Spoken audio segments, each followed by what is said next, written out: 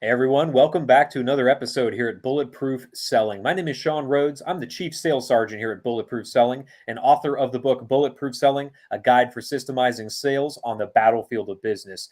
Our method, our mantra, our mission here at Bulletproof Selling is that hope is not a sales strategy.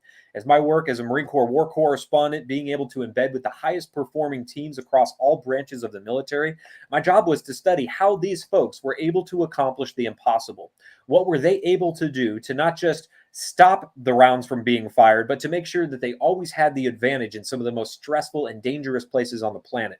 We figured out very quickly hope was not a strategy for them. So, in sales, in business, whether you are selling a product, a service, or an idea or an initiative, chances are you're falling back on hope a little more than you should. Well, that's why we're here at Bulletproof Selling. Over the course of more than 100 episodes, we bring on guests that are best-selling authors, Hall of Fame speakers, and folks that are out there on the front lines managing and selling around the world so that we can identify where they're seeing hope enter the plans of their salespeople, of their business people, so that we can remove that hope. Every single episode, we build a system with our guests that resolves that issue, that builds a way for us to not have to rely on hope. And it's a system that you can use no matter the size of your team or the size of your goals. Across all of the people that we've been able to interview here at Bulletproof Selling, some of my absolute favorite folks in the world to talk to are the other military veterans. And we've been able to talk to military veterans from Europe, from Asia, and from the US, of course. And the folks that are near and dear to my heart are my fellow Marines. So we've got a Marine that's going to be on the show today. I'm going to make sure that I use small words because Marines are famous for not getting big words. It's a joke because you have to be really intelligent to operate by systems, which is the topic we're going to focus on today, especially as it applies to something that we don't get a chance to touch on a lot here at Bulletproof Selling, which is not just let's pick an area where salespeople could be more reliant on systems rather than hope, but how do we identify what the things we're doing that are actually making a biggest difference in how we sell, in how we reach out, in the value that we drive? Because we could systemize every aspect of our sales cycle. That's a pretty large thing to bite into at one time. So instead, we're going to be focusing today on identifying those things that are actually the key drivers of success and how do we make sure that those things happen consistently. So without further ado, it's my pleasure to welcome to the show the Vice President of Sales at Alert, Mr. Tom Parbs. Tom, welcome to Bulletproof Selling. Thank you, Sean. I really appreciate it. I'm looking forward to the conversation. Really excited to be here. I love the intro. Best-selling authors, Hall of Fame speakers. So it's just grateful to be a part of the folks that you have on the show. So thank you for having me. Well, you were able to do something pretty impressive in the military, which I don't want to discount. As a Marine Corps machine gunner, you were responsible for carrying around a very heavy weapon, a whole lot of ammo, and then making sure that those resources and those assets were placed at the right place at the right time. So thank you for your service back to our country. And I'm curious now about how you transitioned that military experience into sales. So many people tell me, Sean, military does nothing to prepare us for civilian life. How did you make that transition? So yeah, I would agree that it doesn't prepare us as well. But I think really there's a natural kind of ease into selling, only because when you think about having a mission, creating habits, things that you don't think about, and you're executing on that, and really it's about execution. That's really what the Marine Corps, what the military is about, is executing on the habits that you formed, that you don't have to think about it. And it doesn't matter what emotions you're going through, right? That fog of war, that you're scared, you're phone fear, as we would say in sales.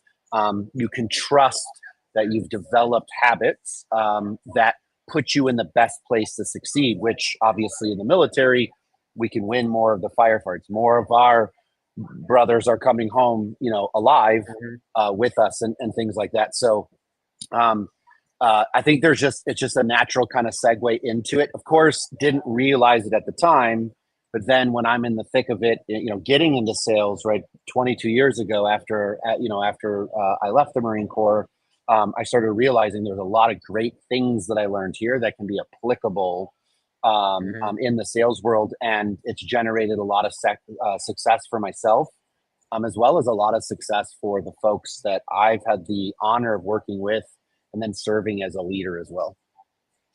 Talk to us about your leadership now. What does your company sell? Who do they sell it to? And talk to us about the team that you're leading.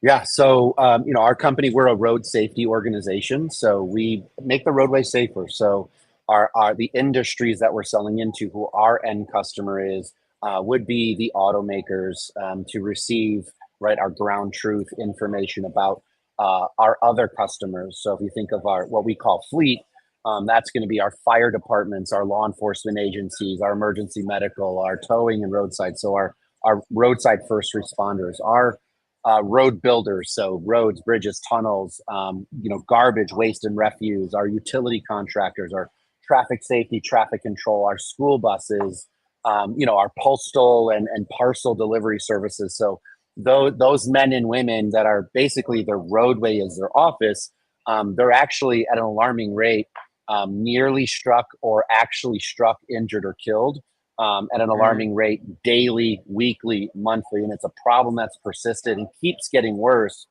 And so that's really what we're focused on, is we've been solving that problem for almost 10 years now, and really just rapidly growing not only those folks that are utilizing Safety Cloud, our service, to protect their lives so they can do their jobs and go home to their family, but also with our alerting partners that receive this ground truth information.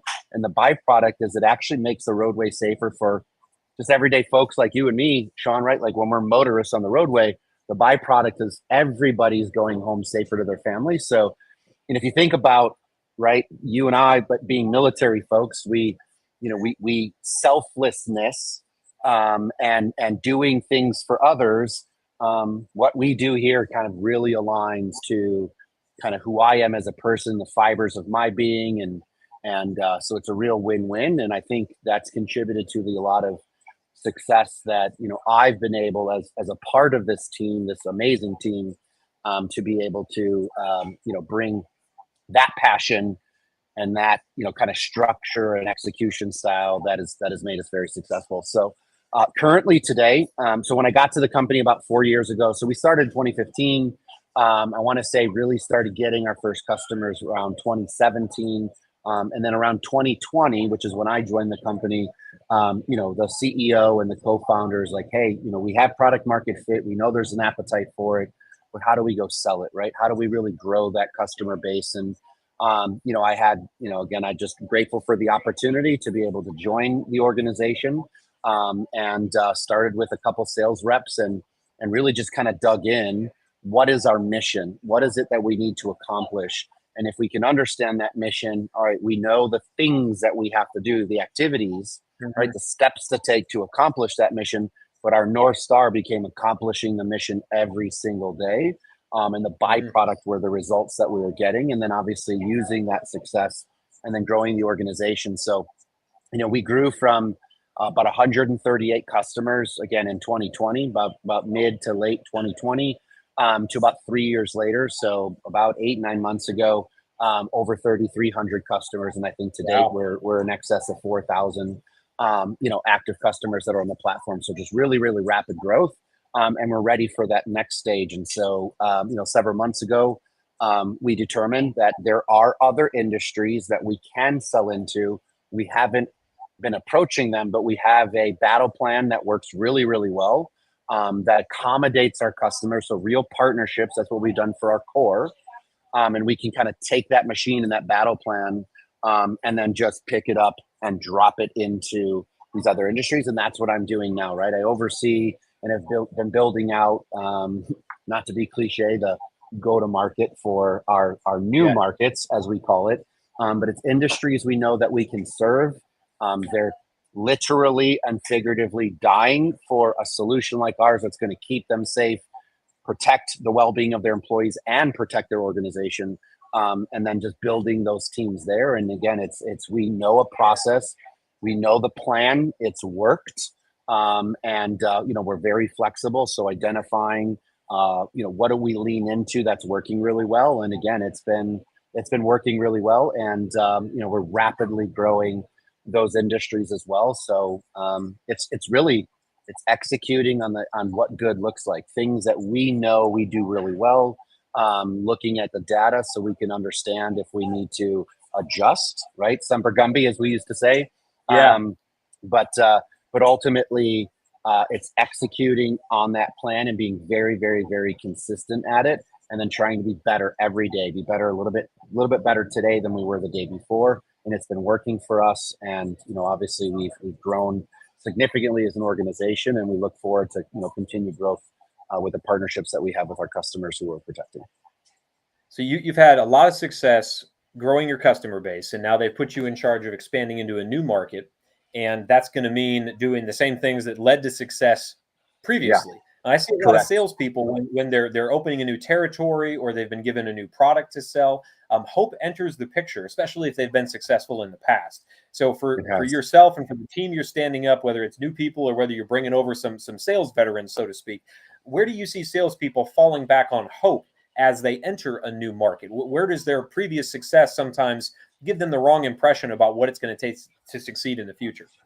Well, so I think just in my opinion, I think because it's something different, or there's a perception that it's different, and hey, let's go try a bunch of things. But we were very tactical about it. We identified. I actually did some recon. We're talking to customers that had connections into those industries, connecting me with folks. I started picking people's brains.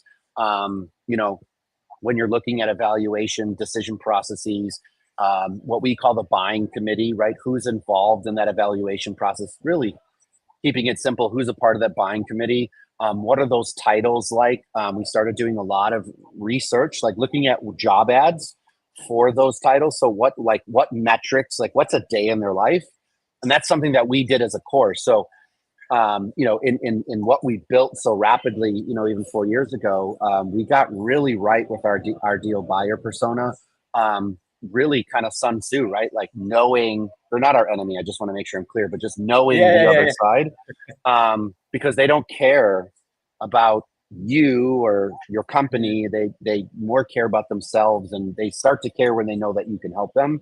But that's not going to happen unless you're relatable and you understand. So if you're trying to be a trusted advisor and you're trying to guess and figure it out, and there's no consistency there, right? It's like you're just a variable every time you're calling. How can you track that, right? It's different metrics, different results.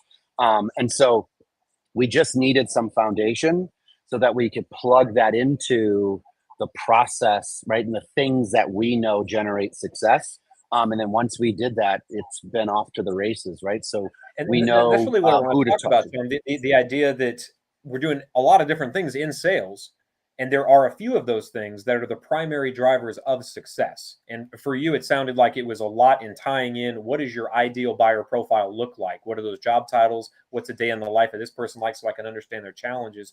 And it might have been less learning about what needs to be at the top of the quotes so that it's routed well internally, right? It's important, but it's not the top 10. The top 10 are made up of other things. So as a salesperson, then I'm either opening a new market, I'm expanding into a new territory, or I've been dropped onto a new team. I bring a little bit of experience, but I don't quite understand everything that I need to know about what it takes to really be successful here. Hope enters the picture a lot when we don't take a look at what are the things that I absolutely have to do. So for us in the Marine Corps, ammo and socks. I knew you remember this as well as I do, right? If you're going to drop every piece of gear, always bring your ammo and always bring fresh socks. We knew those were the primary drivers of success. For salespeople, it's going to look like a couple of different things, but they're also going to have their primary drivers. So when you're standing up a new team, moving into a new market, how do you help your people identify what those primary drivers of success are so they're not hoping they just do the same things they were doing before in the same way? Yeah. So, I take a very servant leader approach, and I'm not asking them to do anything that I personally wouldn't do. Right. So can I mention like doing that recon? I picked up the phone. I started talking to folks. I still do it today and have always done it. Having those conversations. And again, like we know the success formula. We know the process. We know the habits that make us successful. But there's different inputs. So if the framework of the machine we know works, but there's different inputs, what are those inputs? So that when I bring, a new folks on, like a Casey, like an Ethan, like a Calvin, as an example, right? Like when I'm bringing new folks on, I can literally show them like, here's what good looks like. Here's what's been tested. Here's what we know is working. and we need to execute on that, right? Be consistent.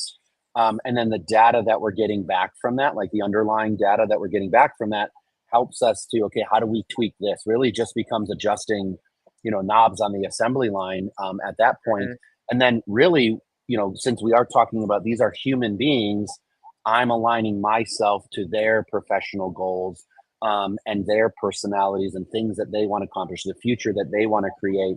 And so I can help encourage and inspire and motivate so they're achieving their successes, but making sure that, hey, we're aligned to what good looks like. But for everything that I've done here in any organization, I'll dive in. I know a process. I've been doing it for 22 years. I've got the habits, but we may be missing the input. So I'm going to go execute. I'm going to go first, kind of figure it out. What are those inputs? Aha, this is what we're seeing. Let's go execute on that. And if there's data, we can certainly pivot by, again, putting ourselves in a better position. Hey, this isn't working as well, but this is.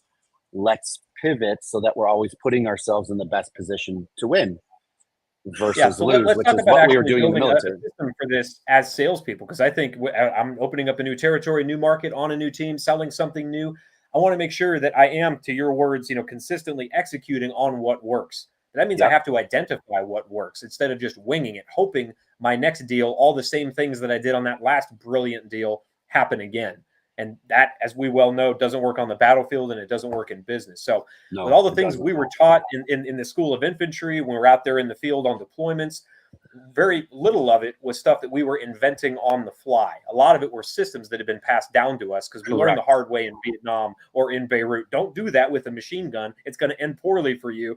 And that was lessons that we learned. So we didn't mess up, right? We didn't make a mistake that would call us to have the corpsman come over and patch us up. So on the battlefield, every new system we used trimmed more hope away from our strategy.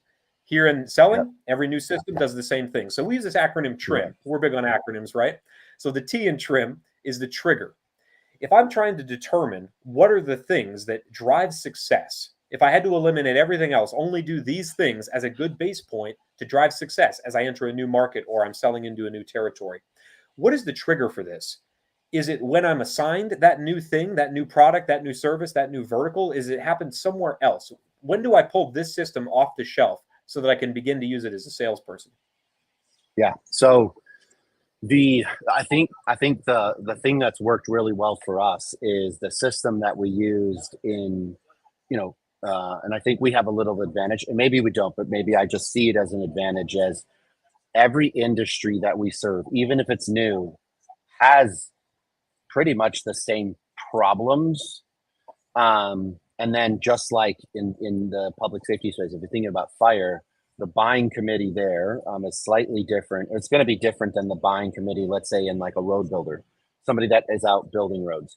But the problems are relatively the same. However, those people are going to look at that problem through a different viewpoint, right? The perspective is a little bit different. So that's where we have to get right in understanding a day in their life and what their metrics look like, what their status quo is, what are things that can disrupt that status quo. So we know that system works, but we're kind of missing that key information, which is why we do that. And then it's like literally just training to mastery on that all the time. So we know the framework of our cold calling script. We know the framework of getting through the gatekeeper. We know the framework of our demo.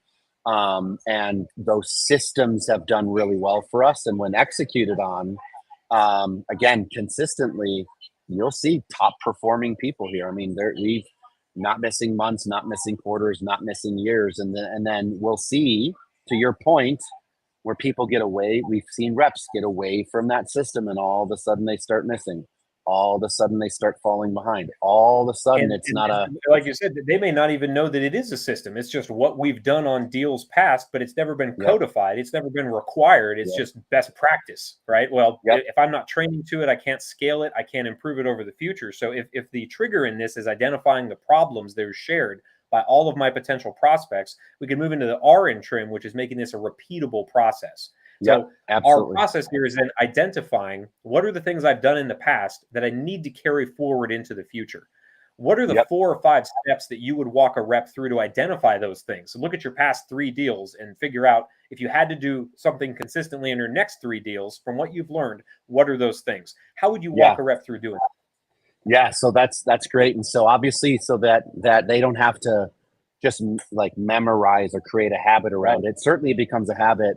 What we identified is, and this is what we call the wiggle, right? Like what good looks like, which it's not my acronym. I'm stealing it. I love it, and it really helps with us. But we started creating checklists, and so not playbooks. Our playbooks are checklists. And if you think about it, what a 5-paragraph order is. You're going through that checklist. If you think about it, when you get on an airplane, that pilot is not reading a playbook. They're literally going through a flight checklist to make sure that all those souls take off and land and arrive, right? Depart and arrive safely.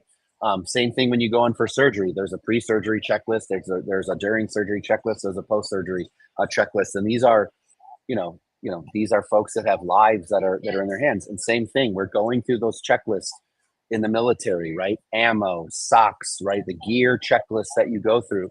It doesn't matter if you have it memorized. It holds us accountable that we don't have to go from memory or from habit. We can make sure. So from how, when we book a meeting, to how that gets passed off, or if you're the AE that's running full cycle, from what needs to be in place for this to be a legitimate, to turn into a viable opportunity. Once we're talking to them, what has to be in place. So do we have the right people? Because everyone's different. So we call it rapid. So we use that rapid acronym. Who's a recommender, who's the agreeer, who's the performer, who's the inputter, who's the decision maker, right? The personas that are on there, which part of do they play? So they're going through that checklist. Do we have next steps? Are those next steps happening in 7 days or less? What are the problems that they have? Are there any blockers? So we're going through that checklist, so that if we know that if they're forgetting stuff or they're not getting it, the likelihood. So just keeping it simple, Sean, if we know a deal is complete, if all 10 of those boxes are checked, we know with a great deal of certainty, we're going to get that. We're going to get that deal, right? That person's going to become a customer. And we can see, right, as that checklist gets complete, as it moves through the deal stages.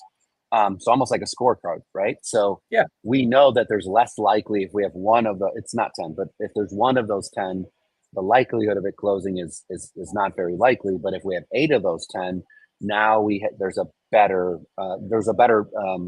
percentage likelihood that it's going to happen. And just building that into our CRM, so they have to do that. And then holding them, all of our salespeople accountable to go back. Did you get this? Did you get that? Do we have next steps, right? We call it a MAP, the mutually agreed action plan. What's the next step? What do they owe you? What do they, what do we owe them? Who else is missing? We talk about, like, we'll ask them, like, are there any blockers that would stop us from moving forward to the next step? So we can kind of understand that, right? We're positioning ourselves as a trusted advisor. And, if you're trying to navigate a customer through the battlefield of life or the battlefield of solving their problems, you have to be in line with them, and they have to be able to trust you that you get them, them, you understand them and how to solve that problem. And you're going to be able to guide them through that, right? As partners, as that trusted advisor. So we're just building that. And I think all too often when we're building that, we get worried about perfection. It's not about perfection, right? It's about, I don't even like that word. It's, practice makes permanent. Are we making permanent and putting permanent things in? And maybe not permanent when we build a system, but are we practicing to make those habits permanent so we don't have to think about it like we did in the Marines? That's why we could do this thing in our sleep. We could close our eyes and we could just execute on it. So you didn't have to think about it, and it was just accomplishing the mission. And so each of those missions are broken down. We're making sure the system's in place to make sure that actions are taking place to accomplish that mission. And we know if we accomplish the missions for each of these steps, and we do it with permanent habit, we're going to influence the results. The results will be the byproduct we want. In the Marines, the result was winning that firefight and everybody coming home alive. Yep. And you've given us a bunch of great steps here to identify what is the thing that really drives success and how do we make it permanent. You said look at past deals that you'd want to replicate and create a checklist from those. You said, how do you ensure that there is a next step on these accounts so that you can move from one checklist item to another, that you don't end up skipping it? You said, ensure that if all your boxes are checked, your deal is basically done. You can use that across a pipeline to determine your closing percentage. So you can actually predict future business on how filled out your checklists are in each account. And then finally, you said, and this is a brilliant one, as you build your checklist out, identify the things that could go wrong, the blockages, the objections that you might hit, and figure out how are you going to address those before they happen, so that you don't have to worry about one thing cutting off your checklist at the knees so you can't progress that account further. So if I've gotten a great repeatable part of this done, the iron trim is to make sure this is improvable. Obviously, the way that we're handling machine guns in World War I was a lot different from the way that you and I handled them on the battlefield. Yeah, true. Because of technology, because of lessons learned. So how am I going to make sure that I'm improving the way that I assess? What are the real key drivers of success? Do I do that weekly, monthly, quarterly? Is it something that happens as a team? Do I do it individually? How would you recommend that I make sure I'm improving the way that I operate from my checklist in the future? Yeah, so that's great. So I mean, obviously there's the data, and that's where metrics come into play. And so understanding, key performance indicators, which really are metrics. But underlying those metrics are behaviors. So that's the things that people are doing. And so if we want to influence the metrics, we have to influence the behaviors. And so, look, I don't like to use sports analogies, but they're actually really great for sales. If you've ever seen that movie Moneyball, and now they do it in the NFL, and I don't watch as many sports, but usually when it's playoff time, so they talk about like field goal percentages in basketball. They talk about the batting percentage in baseball. They talk about what is the data say you should kick a field goal or you should go for it, right? Like, do you have better chances for it? So I'm all about the data, because you have to manage the process and you have to understand the data so you can lead people. And I think people get that wrong, but ultimately, and actually we just started. I'm gonna say just started, but I actually spent the last few days, even over the weekend when I had some free time, kind of building it out. Is we can get really granular with it. So we have plotted out exactly, like, we know what our target is for the year. I know how much pipeline has to be there, and then we even went below that because you can't just use a dollar amount in pipeline. It has to be the number of opportunities. We know the closing percentages, so I know that holistically for the company, it's broken down per rep, it's broken down per quarter, it's broken down by month. And then the beautiful part about that is then I can go, like, and I'm just Casey sitting to my right. If Casey comes to me and say, Tom, I have my quota, this is what I want to do for the month of May. What does it look like? What does my action plan look like for the month? And then we break that down even further of what he needs to do every day, every week, and every month. And he knows if he's ahead or behind, because based on that data. And then if there's something, let's say it's getting through the gate, he's a sales development rep, let's say it's getting through the gatekeeper. If that's the one thing that's going to give him the most improvement, then the behavior behind it is what I'm going to focus on until we see the improvement. And this is where I think a lot of folks get it wrong. They try to disrupt or change several different behaviors. It doesn't work like that. We lean into a behavior that's going to create the biggest improvement in that data, so it puts him in a better position to win and hit his quota. I'm just using him as an example, but that's great, and that's something that actually leads into the M in trim, which is measuring this. So if I want to measure the effectiveness of how well I'm identifying those key things that are the biggest success drivers, I'd imagine top line sales are probably pretty good to measure, because otherwise we're not in an organization anymore. We're not a profitable company. It sounds like there's something behind that as well, maybe a leading indicator that I should be looking at to make sure that the things I'm doing today are going to yield results at the end of the quarter or the end of the year. What would you recommend salespeople measure to make sure that they are actually executing on the most important things? So I think depending on the role that they have. So you're correct, right? So the monthly team number, or the company number, the quarterly, the half, the annual, that is the result that we're trying to influence. And then you break that down into those metrics, and then you can go deeper into the individual metrics that you have that. And then, like, what I do with my reps is we have an action plan. and we can measure against it. If we know, and again, using Casey, for example, if Casey needs to make 45 calls, because that's going to help him talk to 8 people. So a little bit shy of a 20% dial to conversation percentage conversion. But he needs to talk to that 8 people because he's going to convert 4 of those conversations, so 50% conversion into a meeting. And then 3 of those 4 are going to sit. So about a 70, we'll just call it 75%, just keep it simple. And then of those 3 that sit every single day, or for every 4 conversations, 4 meetings booked, 3 sit, how many does he need for the week? And then just measuring, is he doing that? Now, you know, it's very, very simple to somebody, if you look at the data and say, hey, you're not talking to enough people. Well, why aren't you talking to enough people? Understand where the blockage is. And here's the challenge.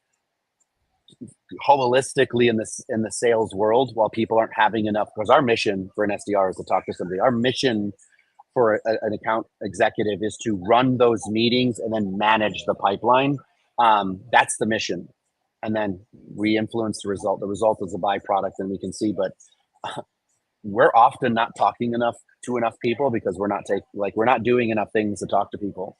And that's where that hope you were talking about comes into play. So, you know, if deals aren't moving through the pipeline, and they're getting stuck at a stage, I see often, because we get away from that best practice just holistically as a sales profession, and then we're just hoping that we're going to follow up with somebody enough times that over the next year or 2, they're going to hopefully, potentially, maybe, possibly, and that hope rarely pans out. I know that personally. It doesn't. No, it doesn't. And so when you really fine tune it and you hold yourself accountable, so you can measure against that. So if I created an action plan for, you know, the account executives of how many deals, how many demos do you actually need to be running, and you know, how many of those need to be qualified so that it's a viable opportunity, and I can hold them accountable. Are you getting these things done? And I can measure against that. Because if they're behind, they have to make it up somewhere. They have to work harder to get back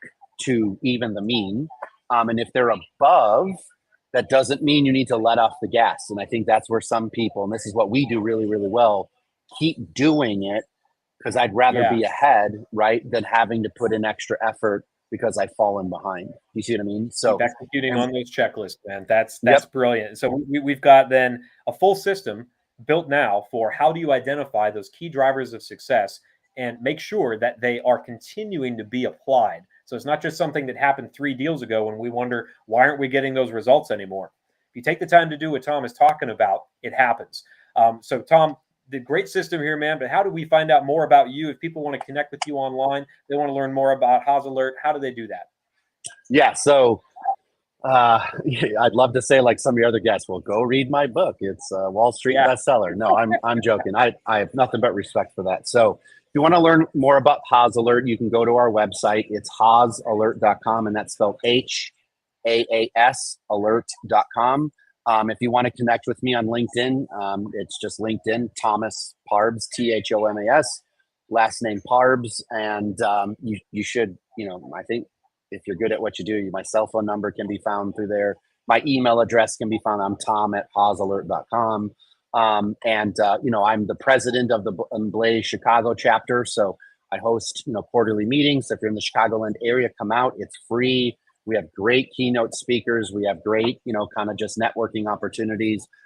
You'll see me at a lot of these sales and leadership conferences throughout the industry, sometimes just an audience member, oftentimes a panelist or a speaker.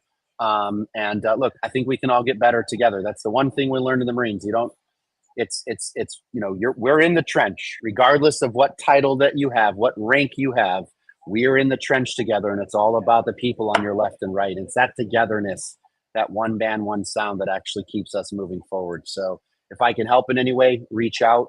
Don't hesitate to let me know. And I appreciate the opportunity to be on here with you, Sean. And hopefully there's some good nuggets in here for folks. And, you know, happy selling and good luck to everybody. No, that was great, man. And for those of you that are catching this on the live stream, you can see that Tom is actually on the front lines of sales right now. He's on the sales floor doing this interview. And I know as soon as we get done, he's going to be back to helping his people through servant leadership manage their accounts through the pipeline. So if you're watching on live stream, make sure you're subscribing to that YouTube channel. If you're catching us on iTunes, Stitcher, Spotify, anywhere that podcasts can be found, make sure you're leaving us a review and letting folks know that, hey, sales doesn't have to be a game of hope. Using Bulletproof Selling, you can remove hope from how you operate, how you sell, and how you serve. Tom, thanks for your service to our country. Thanks for your service to the sales profession by coming on the show today. Let's get out there and make selling bulletproof.